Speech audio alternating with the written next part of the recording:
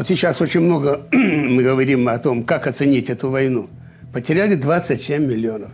Это, я думаю, не полная цифра. Есть мнение, что даже больше, до 40 миллионов.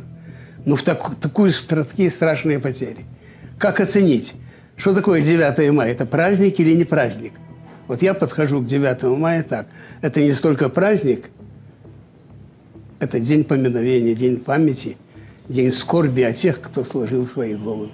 Очень дорогой ценой досталась нам эта война. 24 февраля российские войска вторглись на территорию независимого суверенного государства Украины. Это было бесчеловечное, такое людоедское вторжение, подлая война, развязанная против братского украинского народа. И сейчас у меня, как у ветерана, сердце кровью обливается, когда я вижу, сколько смертей, как убивают женщин, детей, стариков, как бросают снаряды на больницы, на детские дома, не считаясь ни с чем. Почему эти дети должны страдать? Смотрю, эта бабушка идет, ее тащат за руки, она не может переступать ноги. Не знаю, у меня слов нет. Я только брожу всех, вспоминаю, сколько мы пережили. Но никогда в жизни я не думала, что такое может повториться. Даже не знаю, что. Но я себе не представляла, что такое может опять быть после того, что столько людей пережили. Мы не находим этому объяснения. И нам не поддастся никаким высказываниям, кто прав, кто виноват. Мы категорически против военных действий. Мы за то, чтобы все вопросы решались мирным путем. Поэтому я с того первого дня больше китель с наградами не одеваю, пока эта кровопролитная война не кончится.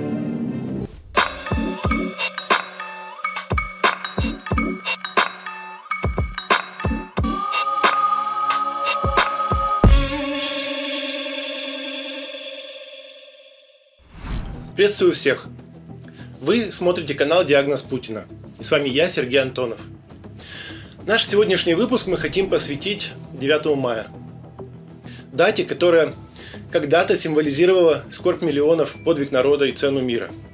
Сегодня мы попытаемся разобраться, как в день, в который наши деды со слезами на глазах говорили «никогда больше», в путинской России стал днем оправдания новой войны под лозунгом «можем повторить». Все мы знаем, что в Советском Союзе, когда еще были свежи воспоминания об ужасах той войны, День Победы задумывался как напоминание о цене мира.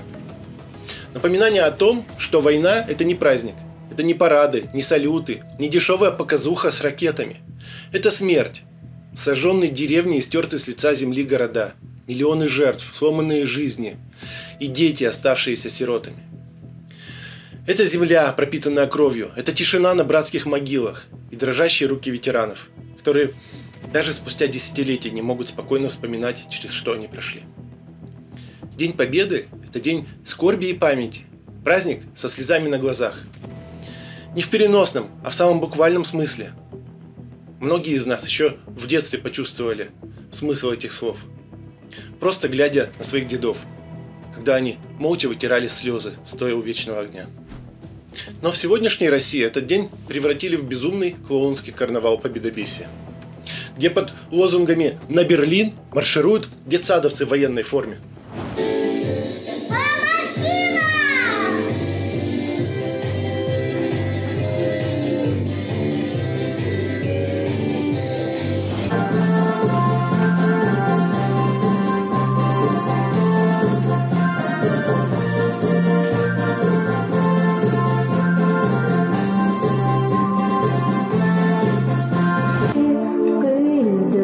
Туман, холод.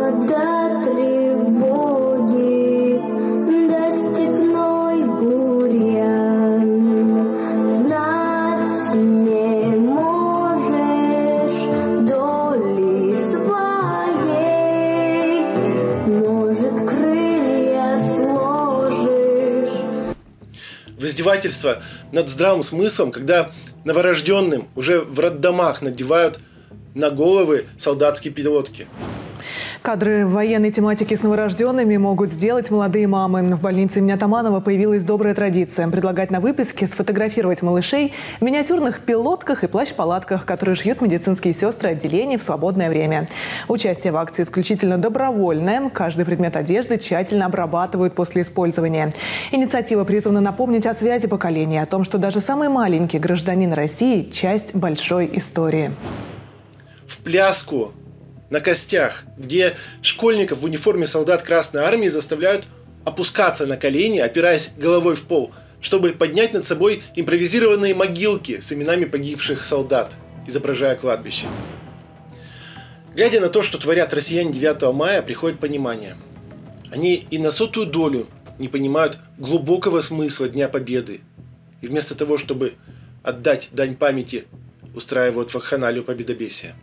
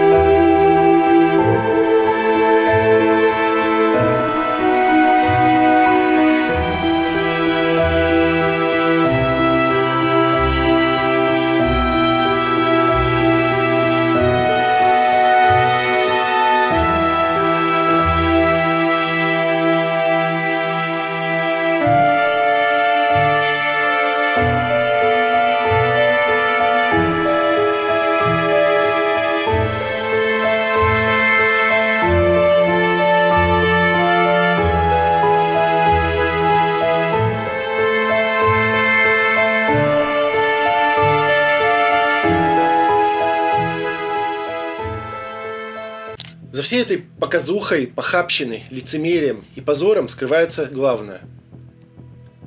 Путинский режим цинично и подло превратил День Победы в главный инструмент своей пропаганды и оправдания военных преступлений против украинского народа. Каждый год, 9 мая, мы слышим из всех утюгов одни и те же лозунги кремлевской пропаганды. Мы победили фашизм, мы спасли мир. Но взяв на вооружение образ Великой Победы советского народа, путинский режим в то же самое время, не стесняясь и не скрываясь, вероломно бомбит город-герой Киев и сжигает дотла украинские деревни, как это когда-то делали немецкие фашисты. Мы защитили в 1941-1945 году страну от страшного злодея. Но не будьте же вы подобным злодеем. Его цель была понятна. А тут, можно сказать, близкие по происхождению родственные души, и с этими душами так расправиться. Как можно было в нас увидеть врагов, которых он уничтожает? Как можно было? Кто же мы такие? Мы же мирные люди, мы же ничего у него не брали, ничего не просили, мы себе жили. У тебя своя есть Россия, большая, огромная. Вот там себе хозяйничай. Зачем тебя сюда кто звал? Это не просто цинизм, это предательство. Предательство самой сути той победы, которой так бесстыдно и подло прикрывается путинский режим.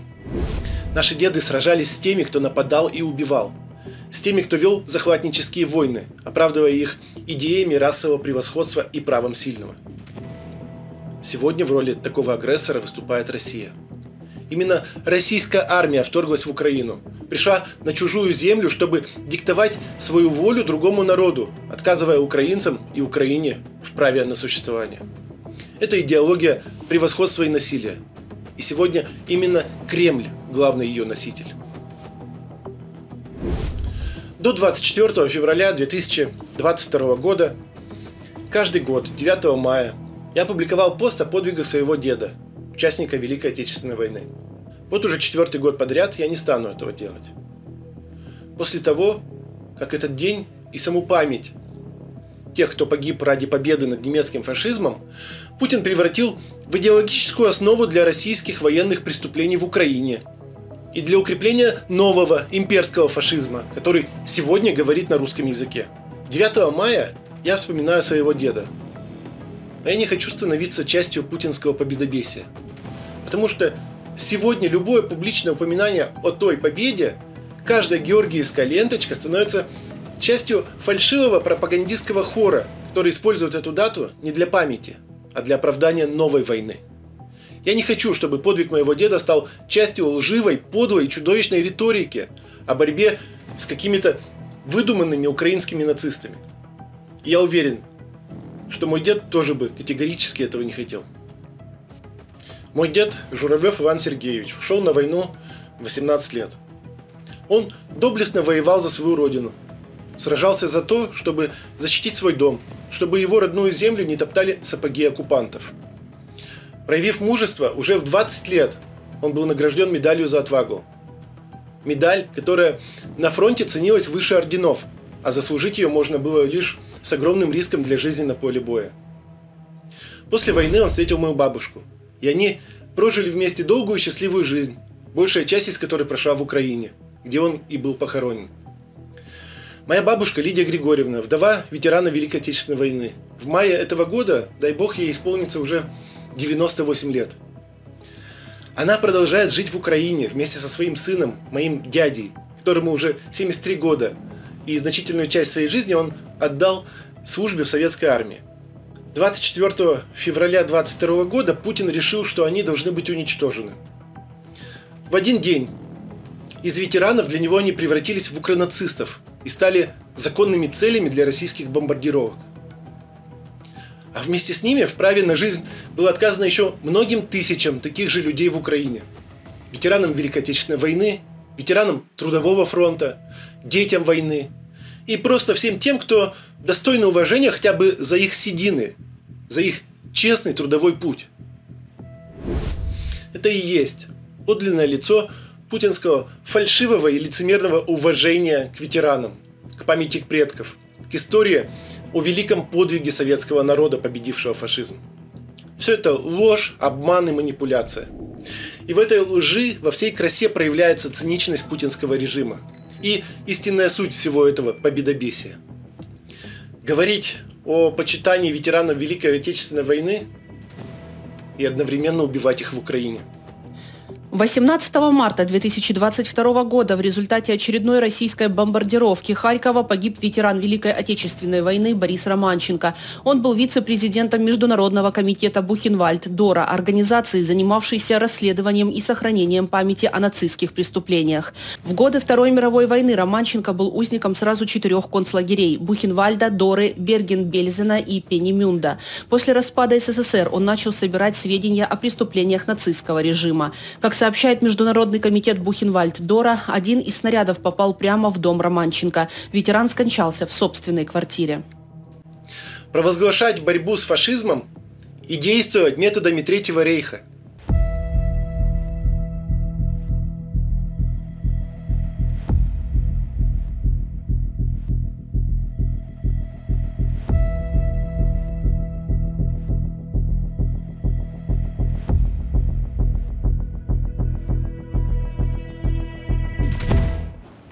Называть себя наследниками великой победы советского народа и тут же, в лучших традициях гитлеровского вермахта, бомбить город-герой Киев. Громко кричать о памяти предков и предавать все, за что они сражались. Путин – это не продолжатель дела победы, он ее палач. Он топчет эту память каждый день, начиная с момента, когда отдал приказ напасть на Украину. Так мало того, что вы убиваете, это война, так вы же уничтожаете наши города, наших людей, наших детей. Так это что, не фашисты они? Они хуже фашистов. Фашисты-то были наши враги. У нас разные идеологии были. У нас совсем другие были, другое воспитание. У нас все другое. А это кто? Это же вы же братья были наши. Там же половина украинцев живет в России. Тут же русские живут, которые... Как же так? Нет, это хуже, чем фашисты.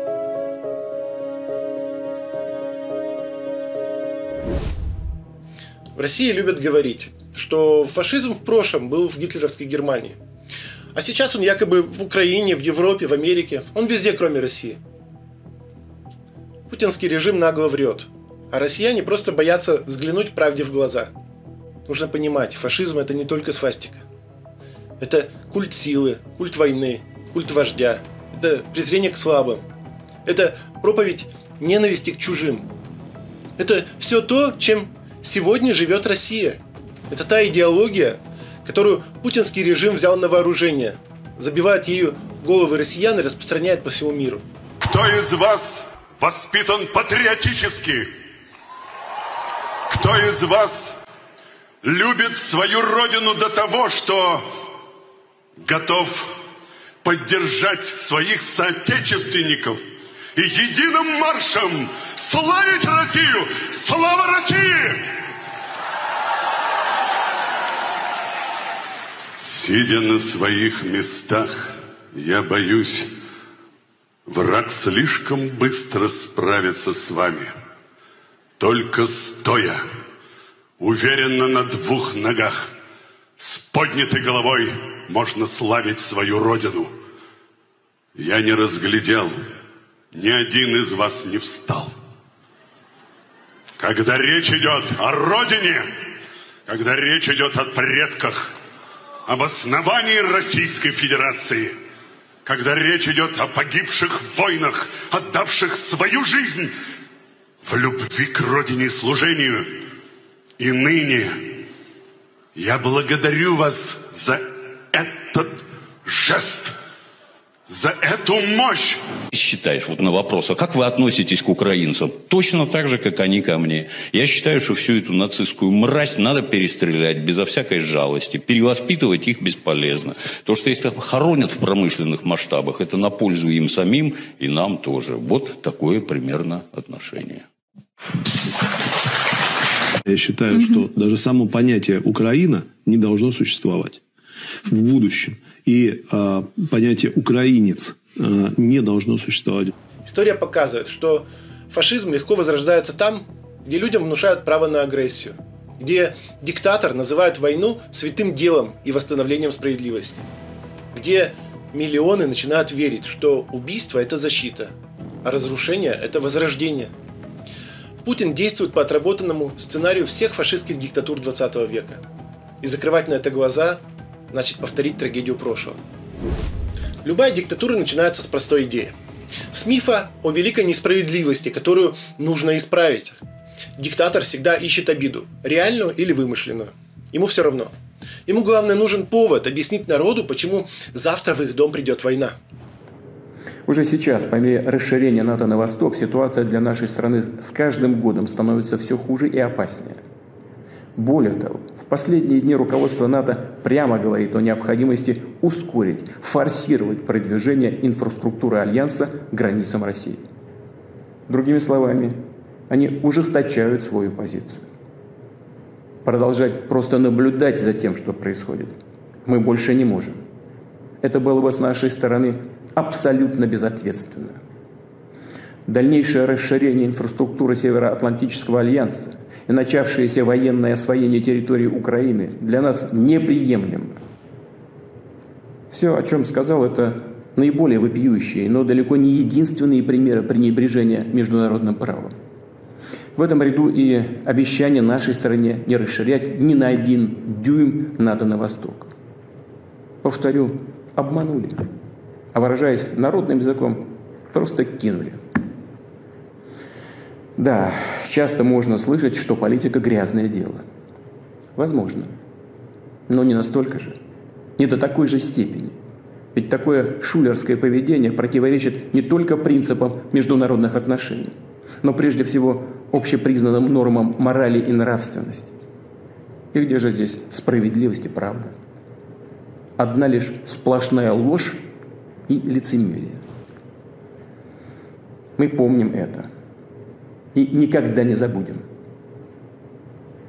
Да, собственно, и до последнего времени не прекращались попытки использовать нас в своих интересах, разрушить наши традиционные ценности и навязать нам свои псевдоценности, которые разъедали бы наш народ изнутри. Те установки, которые они уже агрессивно насаждают в своих странах и которые прямо ведут к деградации и вырождению, поскольку противоречат самой природе человека. Этому не бывать. Никогда и ни у кого этого не получалось. Не получится и сейчас. Гитлер говорил об униженной Германии, о невыгодном Версальском мире, о бесправных немцах. Путин вбивает в голову россиян простые мысли. Нас обманули в 90-е. Нас окружили враги. У нас отняли земли. Запад хочет нас поработить. Украина не имеет права на существование. Это подготовка почвы. Когда народ начинает верить, что он жертва, следующий шаг предсказуем. А после великой обиды всегда появляется враг. Диктатура не может существовать без образа внешнего или внутреннего противника. И чем абсурднее этот образ, тем лучше для режима. Гитлер создал врага из евреев, коммунистов, славян. Путин из украинцев, Запада, либералов, мигрантов. Врага показывают каждый день по телевизору. Никакой Украины больше быть не должно. Нам же надо санитарный кордон. То есть, если мы оставим хотя бы малую толику вот этой раковой опухоли, она будет снова разрастаться. Уничтожить к чертовой матери. Вогнать реально Украину в каменный век. Просто вогнать. О нем говорят в школах. Его демонизируют, высмеивают, расчеловечивают. И в какой-то момент россияне перестают видеть за словом «украинец» человека. Они видят только ярлык. Все жители Украины, даже дети и ветераны, укранацисты. Украинский язык стал образом русофобии. Понимаете, да? То есть словосочетания, которые мы слышим в украинской транскрипции или произношении, они для нас и для мира, в принципе, и для них самих являются формулированием ненависти к России. Поэтому если, я очень испугался, потому что если будут предметы преподаваться на украинском языке, это катастрофа. Это абсолютно заложенная мина во всю историю. А дальше начинается война. Но не просто война за ресурсы или территории. Это всегда преподносится как священная миссия, как акт справедливости, как самозащита. И вот армия уже переходит границу не как захватчики, а как освободители. Как борцы с нацизмом, как продолжатели дела предков. Именно так начались самые страшные войны 20 века. Именно так началась агрессия Путина против Украины. Что тебе мало? Вы Крым взяли. Них мало. Войска разрешили держать на 25 лет. Корабли здесь. Что тебе еще? Донецк нужен, Луганск нужен, вся Украина нужна. Мало. Вы кровь обливаете. Я хотел бы, чтобы ветераны России слышали и обратились к Путину. Потому что я вас, дорогие мои друзья, мы делили хлеб пополам. Мы цигарку курили один, 20 человек по одной. Мы друг друга защищали и держали в окопах. А теперь, благодаря Путину, дорогие ветераны россияне, посылают ваших внуков, которые убивают наших внуков. Моего внука убило. Но диктатура не может остановиться на одной войне, потому что ее двигатель – это постоянная мобилизация страха и ненависти. Как только исчезает враг, исчезает и смысл существования режима. Поэтому война становится вечной. В 2008-м – Грузия, в 2014-м – Крым и Донбасс, в 2022-м – вся Украина. А завтра уже может быть любая другая страна. Гитлеру было мало Польши. Он пошел дальше, на Францию, на Советский Союз. Путину мало Украины. Его пропаганда уже грезит ударом по Берлину, по Варшаве, по Вашингтону. Слушай сюда, немецкая дура. Дойче Думков! Ты еще увидишь, как из-за твоей продажной глупости, Анна-Лена Бербок, Берлин будет гореть, И будет знамя победы над Рейхстагом. Мы и так знали, что все будет наше. И Париж, и Варшава, и Киев тем более. С Одессой и со всем остальным. Диктатура всегда ведет к массовому убийству. Это не сбой системы, это ее суть. Когда тебе годами объясняют, что враг – это не человек, когда тебе внушают, что у него нет права на существование, тогда убийство становится не преступлением, а долгом. Украинец – это представитель племенного образования уровня 15 века. И эта война сейчас не между Россией и Украиной. Она ведь между 21 и 15 веками. Это война между несовершенной, но цивилизацией и диким полем. Не террористами даже, не нациками, а просто вот какой-то грязью, каким-то отребьем, потерявшим 6 веков развития. Это война с какой-то черной дырой, которая засосала Вольтера, Гёте, Гегеля, Толстого, Достоевским, всех, оставив лишь украинские заунывные куплеты. Сука, этой страны не должно быть. И мы сделаем все, чтобы ее не было. И я вам, блядь, говорил, мы сожжем вашу конституцию, блядь, прямо на Крещатике. Так в Европе и появились печи Освенцима. Так в Украине появились братские могилы Бучи, массовые расстрелы в Изюме, разрушенные роддома в Мариуполе. Это прямое следствие политики расчеловечивания, когда человек превращается в объект, который можно легко уничтожить ради высшей цели. Буча, Мариуполь, Изюм, Львов, Кривой Рог, Харьков. Одна и та же логика. Целенаправленное убийство мирных жителей. Пытки, изнасилования, расчлененные тела, братские могилы, сожженные трупы. Дети, погибшие в подвалах. 48 часов всем покинуть Харьков и поквартально сносить к чертовой матери. Вот не надо больше ничего говорить. Любые наши проявления взаимопонимания, братья, сестры, воспринимаются ими как слабость. Все наши уже здесь. Все, кто нам братья, уже здесь. Это не издержки боевых действий.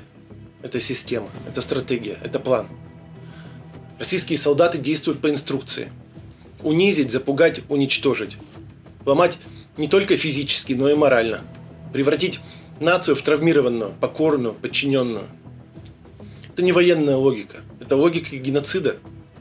Там, где есть негласный приказ «можно все», любое преступление останется безнаказанным. Когда пленные расстреливаются в спину, это не ЧП, это норма. Когда солдаты записывают пытки на телефон, это не сумасшествие, это часть атмосферы. Туда все!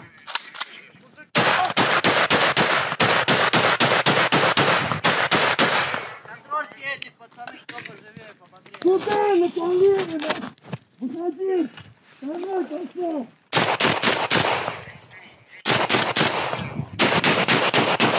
Давай, пошел! Один мой! Снимай меня на камеру! Сейчас. Стой! Пошел! Пошел! Пошел! Старый, этот мой! Давай! Пошел!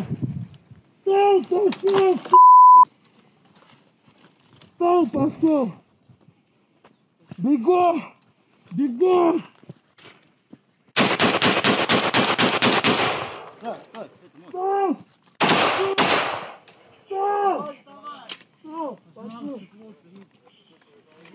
Раз. Все равно убьем. Снимай.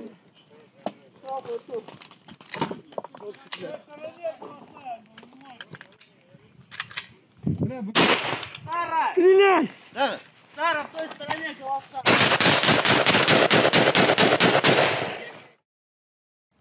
Когда за нечеловеческие зверства дают звезду Героя России, а не пожизненный тюремный срок.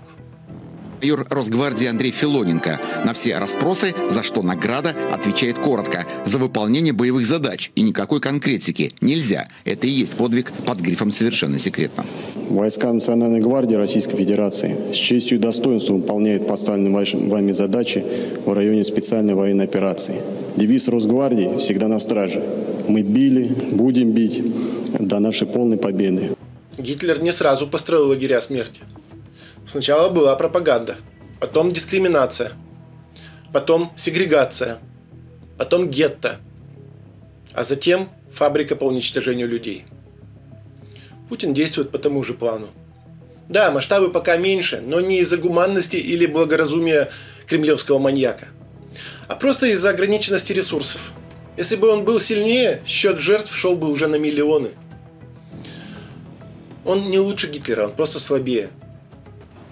Путин – диктатор классического типа, он живет войной. Пока звучит барабанная дробь, его власть держится. Пока люди боятся врага, они не думают о себе, о своих правах, о своих потерях. Как только исчезает война, появляется вопрос: зачем мы все это терпели? Ради чего были все эти жертвы? Этот вопрос смертелен для любой диктатуры, поэтому она идет до конца. Гитлер закончил в бункере, убив миллионы, превратив континент в пепел. Путин следует по тому же маршруту. Только в мае 1945 года, когда Берлин был в руинах, а фюрер мертв, Европа поняла цену промедления, цену непровоцирования, цену иллюзии, что с диктатором можно договориться. Сегодня 2025 год.